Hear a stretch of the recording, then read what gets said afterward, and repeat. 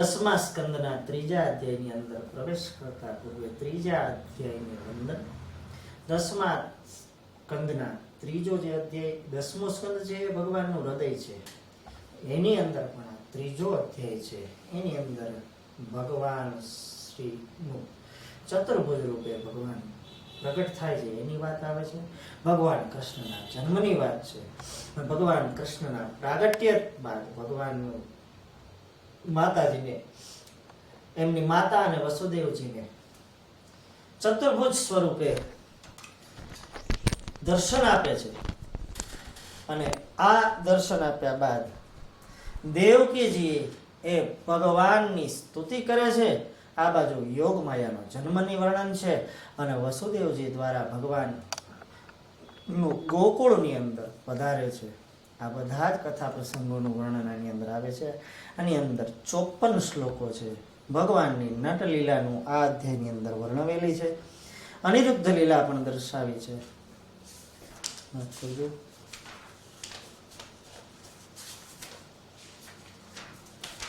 ત્રીજા અધ્યાયની અંદર ભગવાન છે ને મૂળ સ્વરૂપે પહેલા પ્રગટ થાય છે અને દેવકીજી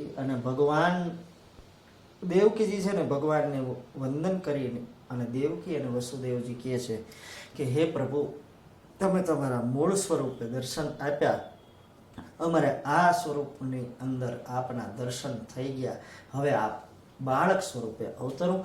એમ ત્યારબાદ ભગવાન વાસુદેવજી અને દેવકીની જે સ્તુતિ છે તે સાંભળી માતા પિતાને આશ્વાસન આપે છે અને ભગવાન ગોકુળની અંદર પધારે છે ને એનું વર્ણન અહીંયા કરે છે. અહીંયા 8 પ્રકારની સૃષ્ટિનું, સૌંદર્યનું અને પ્રસન્નતા અને સેવાનું વર્ણન છે કે જ્યારે ભગવાન પધાર્યા ત્યારે એ 8 શ્લોકની અંદર આ પૃથ્વી સચરાચર છે એ ભગવાનની પધરામણી થઈ ત્યારે પૃથ્વી, જળ, તેજ, વાયુ, આકાશ, મન, બુદ્ધિ અને આત્માની પ્રસન્નતાનો પાર ન રહ્યો. એ 8 વાતો એક શ્લોકની અંદર વ્યાસજી પોતે અહીંયા વર્ણન કરે છે કે એ સમયે પૃથ્વી ઉપર પ્રકૃતિનું વર્ણન કેવું હતું. ત્યારે સુખદેવજી વર્ણન કરતા કહે છે અથ તૃતીયોધ્યાય શુકોવાચ અથ સર્વગુણોપેતમ કાલ પરમ શોભન યહ મે વાગજન્મક્ષ શાંતર્ક્ષર ગ્રહ તારકમ. અહીંયા સુખદેવજી કહે છે કે હે રાજા, હવે સઘળા શુભ ગુણો વાળા અને અત્યંત સુંદર સમય આવ્યો છે. ચંદ્ર છે એ રોહિણી નક્ષત્રની અંદર આવ્યો છે. નક્ષત્ર, ગ્રહો, તારાઓ બધા અનુકૂળ હતા.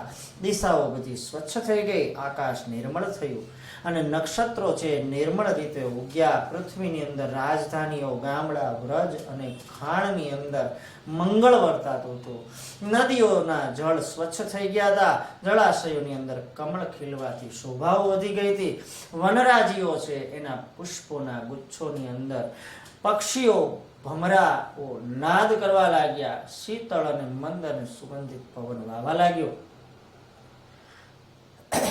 દ્વિજલોકોના અગ્નિનો શાંત અને ભરેલા હતા એ રીતે બધા છે ને સારી રીતે પ્રદીપ્ત થઈ ગયા. કંસ આદિ વિના બીજા સઘળા પ્રાણીઓના, દેવતાઓના મન છે ને પ્રસન્ન થઈ ગયા. સ્વર્ગની અંદર ઈશ્વરના અવતારને સૂચવનારા દુંદીભો વાગવા લાગ્યા. કિન્નરો, ગાંધર્વો ગાવા લાગ્યા. સિદ્ધો અને ચારણો છે સ્તુતિ કરવા લાગ્યા. વિદ્યાધરોની સ્ત્રીઓ અને અપ્સરાઓ નાચવા લાગ્યા. મુનિઓ અને દેવતાઓ આનંદથી પુષ્પની વૃષ્ટિ કરવા લાગ્યા. સમુદ્રની પછવાડે મેઘ છે ને એ મંદ મંદ ગર્જના કરવા લાગ્યો.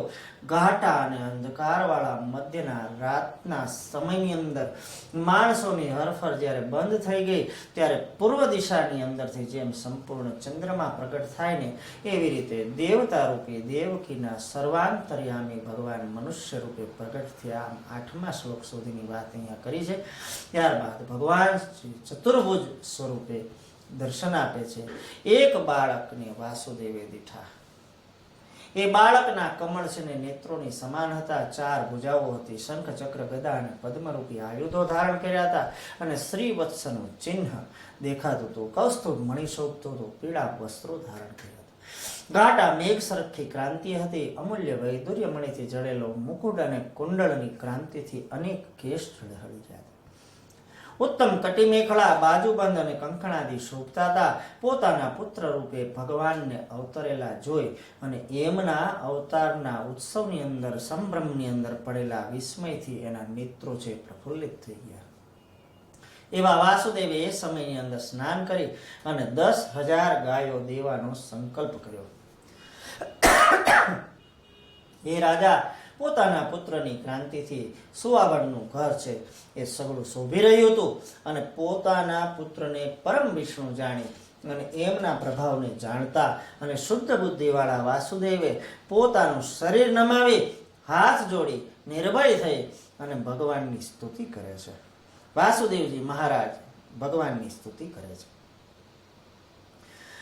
ચતુર્ભુજ નારાયણની સ્તુતિ ભગવાનની અને વસુદેવજી સ્તુતિ કરે છે. જોઈએ કે એક પુત્રની પિતા સ્તુતિ કરે છે. પરબ્રહ્મ તત્વની સ્તુતિ, એ પરબ્રહ્મ તત્વને પૃથ્વી ઉપર લાવનાર પિતા છે એ એની સ્તુતિ કરે છે. શું કહે છે કે કેવળ આનંદનો અનુભવ અને આનંદ જેનું સ્વરૂપ છે એવા બધાની બુદ્ધિઓના સાક્ષી અને પ્રકૃતિથી પર અને પુરુષાકૃતિ જેવા પરમાત્માએ વેદની અંદર વર્ણવેલા છે ને એવા સાક્ષાત પ્રભુ તમે છો એમ હું જાણું છું. બધાની બુદ્ધિના સાક્ષી એવા તમે છે એ સૃષ્ટિના સમયે દેવ, મનુષ્ય, પશુ, પક્ષી આદિ અને સંપૂર્ણ જીવને સર્જી અને તમે કર્મ પ્રમાણે ઓછું વધતું ફળ આપવા માટે પણ તમે તમારી અંતર્યામી શક્તિથી અનુપ્રવેશી રહેલા છો, પણ મૂર્તિ રૂપે ઉદ્દેશીને રહેલા નથી. મૂર્ત રૂપે તો તમારા બ્રહ્મપુરના ધામની અંદર છો એ બધાને અમે જાણીએ છીએ. એવી રીતે મહત તત્વથી આરંભી અને પૃથ્વી પર્યંતના બધા જ વિકારી તત્વો છે ને એ પોતપોતાના સ્વરૂપે કરી અને જુદા રહ્યા છતાં પણ મનુષ્યના સર્વે દેહોને પોતાના વિશે પોતપોતાના અંશથી પ્રવેશ કરી રહ્યા છો. એ જ રીતે પરમાત્મા એવા તમે પણ તમારા સ્વસ્વરૂપને કરી અને તમારા ધામની અંદર રહેતા જ તમારી અંતર્યામી શક્તિથી જગતની અંદર પ્રવેશ કરો છો એમ અમે જાણીએ છીએ. વળી કેટલીક જુદી જુદી શક્તિઓ જેની છે એવા મહત્તત્વ, અંધકાર અને 5 તન્માત્રાઓ રૂપી પ્રકૃતિના 7 વિકારાત્મક તત્વો જ્યાં સુધી પૃથકભૂત હોય ત્યાં સુધી કોઈ પણ જાતનું કાર્ય કરી શકતા નથી. અને એ 7 તત્વો જ્યારે સ્થૂળ પંચભૂતો અને 11 ઇન્દ્રિયો રૂપી 16 વિકારોની સાથે મળે ત્યારે બ્રહ્માંડ રૂપી વિરાટ પુરુષ છે એ શરીરને ઉત્પન્ન કરે છે. બ્રહ્માંડ રૂપી જે વિરાટ પુરુષના શરીરને ઉત્પન્ન કરી અને આ બધા જ તત્વો છે બ્રહ્માંડની અંદર પ્રવેશ કરતા હોય ને એવું જણાય છે. છતાં એ તત્વોનો પ્રવેશ કરી રહેલા દેખાતા નથી, કારણ કે કાર્યની ઉત્પત્તિ પહેલા જ બધા જ તત્વો સર્વત્ર વિદ્યમાન હતા અને તેથી તત્વોનો જેમ બ્રહ્માંડની અંદર પ્રવેશ ઘટી શકતો નથી ને એમ હે પ્રભુ તમે પણ અંતર્યામી શક્તિથી સર્વત્ર વિદ્યમાન હોવા છતાં પણ દેવકીના ઉદરની અંદર તમારો પ્રવેશ ઘટતો નથી. અને વળી જેમ ઉત્પન્ન થયેલા કાર્યની અંદર આ તત્વો ઉત્પન્ન થતા નથી, કારણ કે કાર્યની ઉત્પત્તિ પહેલા જે તત્વો વિદ્યમાન હતા, જે વસ્તુ વિદ્યમાન ન હોય એટલે કે જે નથી એ અને જે છે એ બંને એને ઉત્પન્ન કરવાનું કહેવામાં આવે છે. પણ તત્વો તો પહેલાથી જ વિદ્યમાન હોવાથી જેમ તત્વોની ઉત્પત્તિ ઘટે છે ને એમ નહીં. હે ભગવાન, દેવકીથી તમારી ઉત્પત્તિ ઘટે નહીં, કારણ કે તમે છે ને એ સર્વદા વિદ્યમાન જ છો, બધી જ જગ્યાએ છો, છતાં પણ નથી. અને તેમ છતાં પણ હે મહારાજ તમે દેવકીના ઉદરથી અહીંયા પધાર્યા છો. વળી જે રૂપ રસાદી ગ્રહણ કરે એને કહેવાય ઇન્દ્રિયો, અને આ પ્રમાણે બુદ્ધિથી અનુમાન કરવા યોગ્ય છે. અને સ્વરૂપનું જેમનું એવી ઇન્દ્રિયો દ્વારા ગ્રહણ કરવા યોગ્ય દેવ અને મનુષ્યો છે, એ મનુષ્યાદિક પદાર્થો સાથે તમારું ગ્રહણ કરી શકાતું નથી. જેમ કે અત્યારે તમે ઇન્દ્રિયોથી ગ્રહણ કરવા યોગ્ય મનુષ્ય રૂપે રહેલા છો, પણ આ સાક્ષાત પુરુષોત્તમ ભગવાન છો. આ પ્રમાણે અજ્ઞાની જે મનુષ્યો છે ને, એ પોતાની ઇન્દ્રિયો વડે તમને ગ્રહણ કરી શકતા નથી. એવી જ રીતે દેવ મનુષ્ય આદિક સર્વે વસ્તુઓની અંદર અંતર્યામી તમે વ્યાપ્ત હોવા છતાં પણ પુરુષોની ઇન્દ્રિયો દ્વારા ગ્રહણ કરાતી દેવ અને માનુષિક એ બધી જ વસ્તુઓની અંદર અંતર્યામી સ્વરૂપે તમે પુરુષની ઇન્દ્રિય દ્વારા તમારું ગ્રહણ થઈ શકતું નથી. વળી આ બધા જ ચેતન અને વિશિષ્ટ એવા તમે એ બધા જ પ્રકારે પ્રકૃતિના આવરણથી રહિત હોવાથી તમારે વિશે બહાર અને અંદરપણાનો ભેદ ઘટે જ નહીં. એટલે પ્રથમ પ્રકૃતિની બહાર હોય અને પછી જો એ અંદર પ્રવેશે તો અંદરપણાનો ભેદ છે ને ઘટી જાય. હે પ્રભુ, તમે તો સર્વત્ર વ્યાપક હોવાથી આવરણથી રહિત છો, અને દેવકીના ઉદરની અંદર પ્રવેશવું અને બહાર નીકળવું, આવો બાહ્ય અને આભ્યંતરનો ભેદ પણ તમને અંદર ઘટી શકે નહીં. હે પ્રભુ, કાળ, માયા, પુરુષ અને મહદ આદિ બધા જ દ્રશ્ય તત્વો છે, એ તમારા અનુપ્રવેશ વિના કેવળ સ્વતંત્રપણે આ જગતની સૃષ્ટિ આદિકની અંદર સમર્થ છે.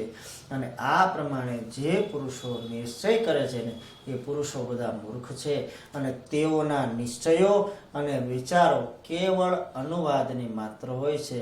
એની અંદર કોઈ જાતનું તથ્ય હોતું નથી, અને એ ભગવાનના અનુપ્રવેશ વિના કેવળ સ્વતંત્રપણે કાળ, માયા, પુરુષ અને મહદ આદિ તત્વરૂપી બધા જ દ્રશ્ય પદાર્થો જગતની સૃષ્ટિ આદિને કરવા માટે સમર્થ હોય છે. આવા વિચારો નારદાદિક મુનિઓએ પણ ત્યજી દીધેલા હોય છે, અને એને જે પુરુષો ગ્રહણ કરે એ પુરુષો ખૂબ મૂર્ખ હોય છે. હે પ્રભુ, તમે અક્રિય છો, એટલે ક્રિયા વગરના છો, અર્થાત સતત સંકલ્પ કરવા સિવાય તમામ વ્યાપારોથી રહિત છો, સત્વાદિક પ્રાકૃતિક ગુણોથી રહિત છો, કામ ક્રોધાદિક વિકારોથી રહિત છો. છતાં પણ તમારા થકી આ વિશ્વની ઉત્પત્તિ, સ્થિતિ અને પ્રલય થાય છે. આ પ્રમાણે વેદો છે એ પ્રતિપાદન કરે છે. જો કે તમે પ્રાકૃત ગુણોથી નિર્ગુણ છો, છતાં પણ સર્વજ્ઞ, સર્વશક્તિમાન, બહુતત્વ ઇત્યાદિ અને કલ્યાણકારી ગુણોથી તમે યુક્ત છો, અને બધાના નિયામક છો. એટલે જગતનું ઉપાદાન કારણપણું અને નિમિત્ત કારણપણું એ આદિક ધર્મોને વિશે પણ વિરોધને પામતા નથી. કૃષ્ણ ભગવાન કહે છે કે હું તો પરમ દયાળુ છું જ, એટલે મારા વિશે સૃષ્ટિના પ્રલય આદિ ઘોર કર્મો કેમ સંભવી શકે? એટલે એના ઉત્તરની અંદર કહે છે કે જેમ કોઈ રાજા એના ચાકરે કરેલા કાર્યોનો રાજાની અંદર આરોપ કરવામાં આવે, એમ ગુણાભિમાની અને બ્રહ્માદિક દેવતાઓ તમારો આશ્રય રાખી અને તમારી આપેલી શક્તિથી સૃષ્ટિ આદિ કાર્ય કરે છે, તો તમારે એના વિશે કર્તાપણાનો આરોપ કરવામાં આવે છે. પણ હે પ્રભુ, તમે તો સંકલ્પ સિવાયથી તમામ પ્રકારના વ્યાપારથી રહિત છો, એટલે અક્રિય છો. તમારો સંકલ્પ પણ જીવોના કર્માનુસારે હોય છે, એટલે વિષમપણું અઘોર કર્મોને તમને જરા પણ લેપ લાગતો નથી. પણ હે પ્રભુ, તમે તમારી ઈચ્છા શક્તિથી ત્રિલોકીની શક્તિને સત્વગુણ પ્રધાન પ્રદ્યુમ્ન સ્વરૂપ ધારણ કરો છો, અને ત્રિલોકીની ઉત્પત્તિને માટે રજોગુણ પ્રધાન એવા અનિરુદ્ધ સ્વરૂપને પણ ધારણ કરો છો, અને ત્રિલોકીના નાશ માટે તમે ગુણ પ્રધાન એવા સંકર્ષણ સ્વરૂપને પણ તમે ધારણ કરો છો. હે સર્વેશ્વર, આપ આ જગતની રક્ષા કરવાની ઈચ્છાથી મારા ઘરમાં અવતર્યા છો, એટલે રાજા એવું નામ ધરાવનાર કરોડો દૈત્યોના યુથપતિઓએ ચલાવાતી સ્મેરનાઓને પણ તમે મારશો. હે દેવતા, હે દેવતાઓના દેવતા ભગવાન ઈશ્વર, આ દુષ્ટ કંસે મારા ઘરમાં તમારો જન્મ થવાનું ભવિષ્ય સાંભળી અને તમારા મોટા ભાઈઓને બધાને મારી નાખ્યા છે. એ હમણાં જ પોતાના માણસોના કહેવાથી આપનો અવતાર થયેલો સાંભળી અને હથિયાર ઉપાડીને આવતો હશે. આમ કહી ભગવાને ચતુર્ભુજ નારાયણની સ્તુતિ વાસુદેવજીએ પૂરી કરી. સુખદેવજી વર્ણન કરતા કહે છે, આ પછી મહાપુરુષના લક્ષણવાળા એ પુત્રને જોઈ અને કંસના ભય પામેલા દેવકીજીએ ભગવાનની સ્તુતિ કરે છે. આ સ્તુતિ હતી એ ભગવાનની સ્તુતિ કરી એ વાસુદેવજીએ કરી અને હવેની સ્તુતિ એક માતા પુત્રની કરે છે. દેવકીજી કહે છે કે હે પ્રભુ, પ્રકૃતિ અને પુરુષથી વિલક્ષણ એવું તમારું જે સ્વરૂપ છે ને એનું વેદાંતો અવ્યક્ત કહે છે, આદિ કારણ કહે છે, બ્રહ્મ કહે છે, સ્વયં પ્રકાશ કહે છે અને નિર્ગુણ કહે છે, સત્તા માત્ર કહે છે, નિર્વિકાર કહે છે, નિર્વિશેષ કહે છે અને નિરીહ કહે છે. અને અક્ષર પુરુષાદિ સમગ્ર ચેતનાને વિશે જે દીવાની સમાન છે એને પ્રકાશક કહે છે. એવા વિષ્ણુ છે એ તમે સાક્ષાત તમે જ છો. હે પ્રભુ, બ્રહ્માની દ્વિપરાર્ધની આયુષ્યના અંતે જ્યારે બ્રહ્માંડનો નાશ થાય ને ત્યારે પૃથ્વી આદિ પંચમહાભૂતો આદિ કારણ એવા અહંકારને વિશે લય પામે છે.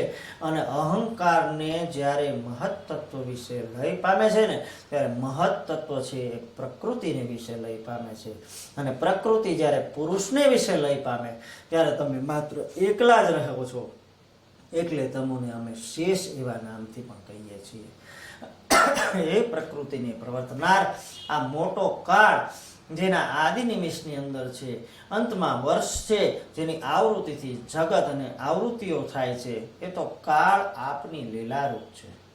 અભયના સ્થાનકરૂપ હું આપને શરણે આવી છું. હે આદિ પુરુષ, જન્મ મરણ રૂપી સંસ્કૃતિને ભોગવનારો પુરુષ છે ને એ મૃત્યુરૂપી મહાન સર્પના ભયને પામી અને ભયના નિવારણ માટે અહીંયાથી ત્યાં બધી જગ્યાએ દોડે છે, બધા જ પ્રકારના ઉપાયો કરે છે, પણ કોઈ જગ્યાએ એને ભય નિવૃત્તિ પામતો નથી. ત્યારે કોઈ ભાગ્યવશાત તમારા ચરણકમળનો આશ્રય કરે ત્યારે જ મૃત્યુરૂપી મહાન સર્પના ભયથી રહિત થઈ અને બ્રહ્મપદને પામે છે. હે પ્રભુ, આ પ્રમાણે તમે સર્વ પ્રકારે કલ્યાણના સ્થાનરૂપ છો. માટે ઘોર એવા કંસના ભયને પામેલા એવા જે તમે છો એ અમારું તમે રક્ષણ કરો છો. કારણ કે તમે શરણે આવેલાના ભયને હરણ કરનારા છો. વળી હે પ્રભુ, પરમ પુરુષપણાને સૂચવનારું અને યોગીઓના ધ્યાન સ્વરૂપ એવું આ તમારું દિવ્ય સ્વરૂપ છે એ અમારા ચર્મચક્ષુઓની આગળ પ્રગટ કરશો નહીં.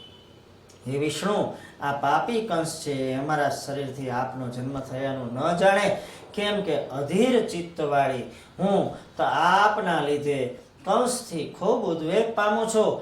હે જગદાત્મા, હે શંખ ચક્ર ગદા અને પદ્મની શોભાવાળું આ ચાર ભુજાવાળું અલૌકિક રૂપ છે ને એ તમે સમાવી દો. હે જગદાત્મા, સંપૂર્ણ જગતને પ્રલય કાળને અંતે અર્થાત સૃષ્ટિના નાભી કમળને વિશે તમે જે ધારણ કરો છો ને એ છતાં પણ પુષ્કળ અવકાશ રહે છે. એવા આવા મહાન તમે મારા ગર્ભરૂપે થાઓ અને જે સર્વજનોને માટે મહાન આશ્ચર્યરૂપ છે, અર્થાત લોકો જેની હાંસી કરે એમ છે, એવા આ તમારા દિવ્ય રૂપને તમે સંકેલી લ્યો.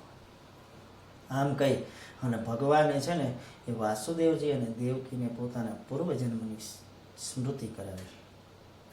શ્રી ભગવાન વાચ, ત્વમેવ પૂર્વસર્ગે ભૂ પૃષ્ણી સ્વાયંભુવા મુને સતી તદાયમ સૂતપા નામ પ્રજાપતિરકલ્મષ.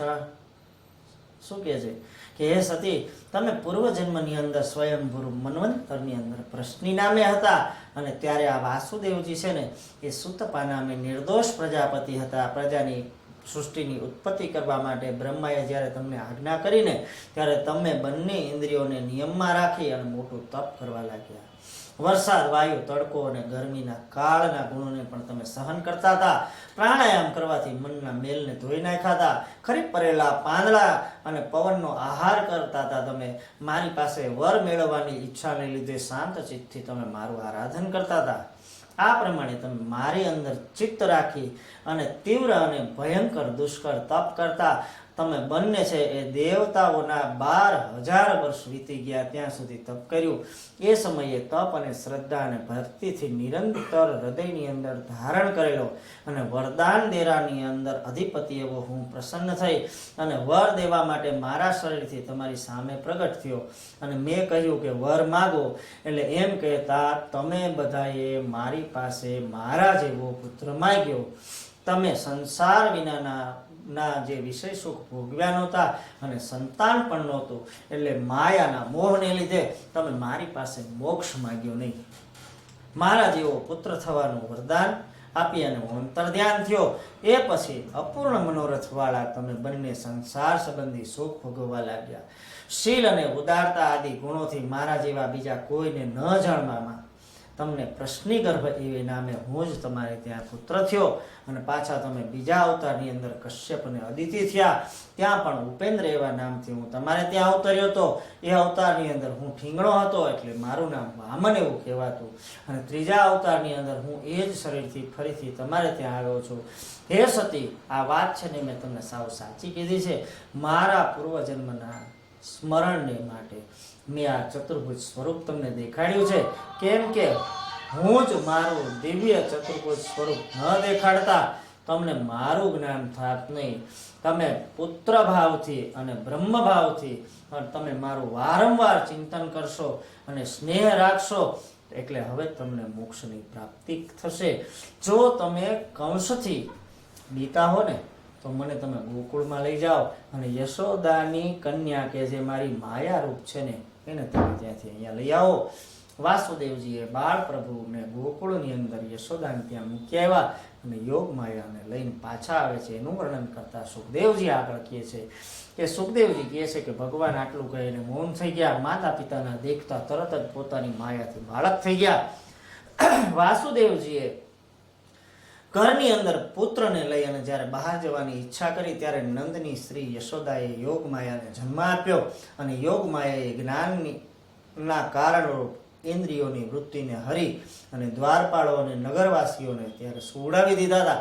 ત્યારે વાસુદેવ છે એ હાથમાં ભગવાનને પધરાવી એ સમયે લોખંડના ખીલાવાળી સાંકળોથી ભીડેલા અને મજબૂત એવા મથુરાના મોટા મોટા બધા જ દ્વારો જેમ સૂર્ય આવે અને અંધારું નાશ પામે એમ ભગવાન કૃષ્ણને વહન કરનારા વાસુદેવની આવતાની સાથે ઉગડી ગયા. એ સમયે ગર્જના કરતો મેઘ છે એ મંદ મંદ વરસી રહ્યો હતો. બાળક એવા ભગવાન શ્રી કૃષ્ણ ઉપર વરસતા પાણીને શેષનાગે પોતાની ફણાથી નિવારી રહ્યા હતા. એ સમયે વારંવાર મેઘ વરસવાને કારણે યમુનાજીના ગંભીર જળના પ્રવાહ વેગના મોજાને લીધે ઉછળવાથી ખૂબ ફીણ એની અંદર ચડ્યા હતા. જળની અંદર સેંકડો ચક્રીઓ પડતી હતી. તો પણ એ નદીએ રામચંદ્રજીને જેમ સમુદ્રે માર્ગ આપ્યો ને એવી રીતે વસુદેવજીને માર્ગ આપ્યો. વસુદેવે નંદના વ્રજની અંદર આવી અને બધા જ ગોવાળિયાઓને માયાથી સૂતેલા જોઈ અને યશોદાની દીકરીને લઈ અને પાછા પોતાને ઘેર આવ્યા અને એ દીકરીને દેવકીના શયનકક્ષની અંદર મૂકી પોતાના પગની બેડીઓ પહેરી અને વાસુદેવજી પ્રથમની પેઠે જ રહ્યા. નંદની સ્ત્રી યશોદા પોતાને કંઈક બાળક અવતર્યું છે એટલું જાણવામાં આવતું હતું, પણ થાક અને યોગ માયાએ જે સ્મૃતિ હરી લીધી હતી એ પુત્ર છે કે કન્યા છે એનું પણ એને જ્ઞાન નહોતું. આમ કહી અને 10મા સ્કંદના 3જા અધ્યાયની 54મા શ્લોકની સાથે વિરામ આપે છે. 3જા અધ્યાય રૂપી ભાવપુષ્પ છે એ ભગવાનના શ્રી ચરણોની અંદર અર્પણ કરી અને આવો